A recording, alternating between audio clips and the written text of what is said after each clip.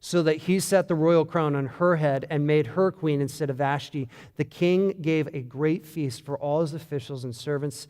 It was Esther's feast, and he also granted remission of taxes to the provinces and gave gifts with royal generosity. This is like the Hunger Games.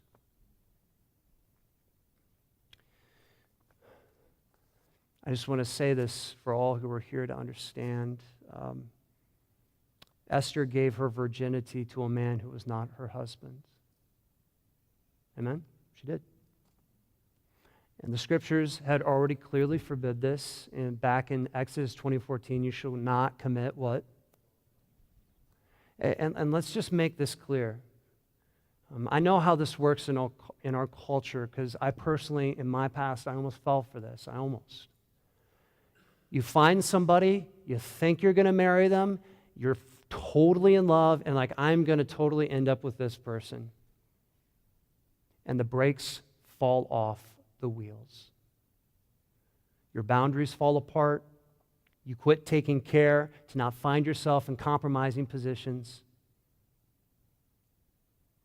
And if you're not careful, young men, young women, singles, you can find yourself in a very easy compromising situation quicker than you can blink. And God says, for your own good, do not commit adultery. She also married a man who was not of the same faith.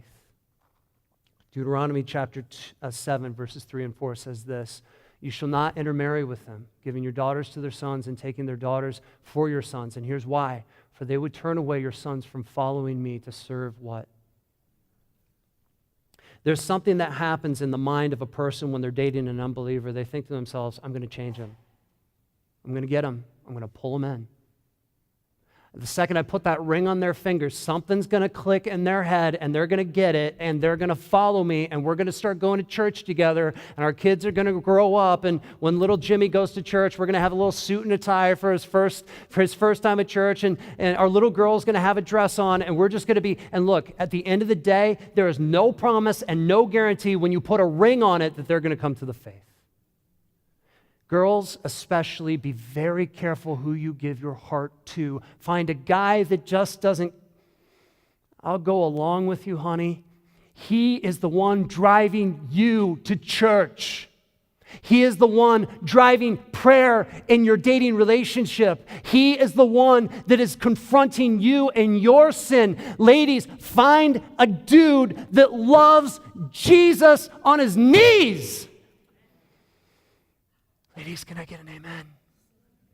I've seen too many girls who have compromised in this area and said, no, he'll come around. And now, 15 years later, after I've left college, most of those girls are completely miserable because they're two divided people on the most important topic of life.